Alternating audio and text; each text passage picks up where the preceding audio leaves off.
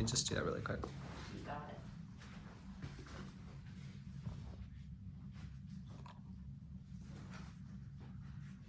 it. Okay.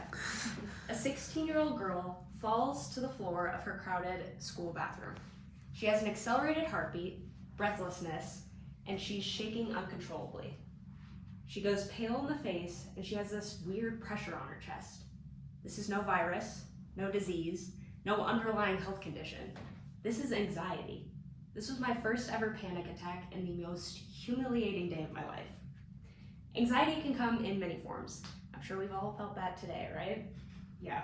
Or maybe you felt what I felt on that bathroom floor 3 years ago. Either way, we can all feel it. Now, with a raise of hands, how many of you can remember an instance in which you felt anxiety? Right, all of you. All right, now keep your hands raised. Keep them up if you or someone you know experiences it daily. Okay, for those of you that put your hands down, hi, I'm Cadie. I've been diagnosed with anxiety for 3 years now, and I am on a journey to seek my own peace. Part of that journey has included research to understand what the heck is wrong with me, my triggers, and why I experience what I experience. So I'm very excited to share that knowledge with you guys today. So anxiety, as an overall, is a mental health issue that affects a significant majority, honestly, of the population, but it's often overlooked.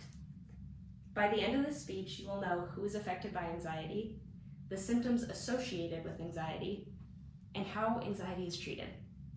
So who does anxiety affect exactly? Well, everybody at any time can experience anxiety, but some people are more prone to it. So, Minji Cook, a research assistant at Johns Hopkins University, states that more than 32% of adolescents in the US suffer from anxiety by the time they reach the age of 18. To put this into perspective for you, the 2020 census says that there were 43 million adolescents. That means that 13 million adolescents were suffering from anxiety. The Anxiety and Depression Association of America, or the ADAA, says that women are twice as likely to experience anxiety than men. This is due to the brain chemicals and social factors. The higher levels of estrogen and progesterone in us causes us more anxiety, along with the way serotonin is processed. Serotonin takes longer to process in the female brain than the male. That's probably why we like chocolate so much.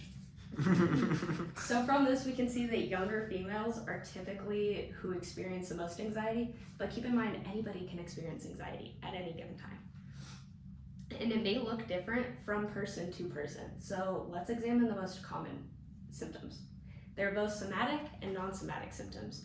In other words, there are physical symptoms and there are mental symptoms. Dr. Dahlman, professor in educational sciences, did a study regarding test anxiety, and his findings showed that physical indicators such as headaches and blushing in the face were observed in female students. Other physical signs include sweating, shaking, which I'm doing right now, chest pain, and hyperventilation. We probably all felt some of those today, right? But symptoms presented in the mind can often go unnoticed. This includes uncontrollable thoughts, also known as spiraling, restlessness, and withdrawing from social contact, which often ties anxiety to depression. When you're anxious, you isolate. When you isolate, you're depressed. And these symptoms have a negative effect on the quality of life for people struggling with anxiety. Luckily, treatment can help lessen these struggles. Dr. David H. Rosemarin, the director of mental health program at McLean Hospital, did a study on anxiety patients during COVID-19, and he shares that treatments for anxiety are effective even in the context of uniquely heightened periods of prolonged stress, aka the pandemic. So these treatments are effective even when the world feels like it's collapsing on itself. So what the heck is this magical treatment we're hearing about? Well, one is therapy, and this route includes teaching people with anxiety the skills and tools they need to cope when panic arises. Now, this may work on its own for some people. Other people, like myself, require medication. Medication is kind of a trial and error process because there's so many medications out there. There's so many dosages. It really depends on the person, and some people may find that no medication is the best option for them. Now, I could honestly talk about anxiety forever. It affects me daily and it affects so many people. Today we've discussed who is affected by anxiety, what the symptoms associated with anxiety are, and the treatments of anxiety. A lot of compassion and understanding comes from learning about mental health issues, and my hope is that today you leave with the empathy for those struggling with anxiety, so nobody else has to sit alone and scared on their school bathroom like I did. Wow.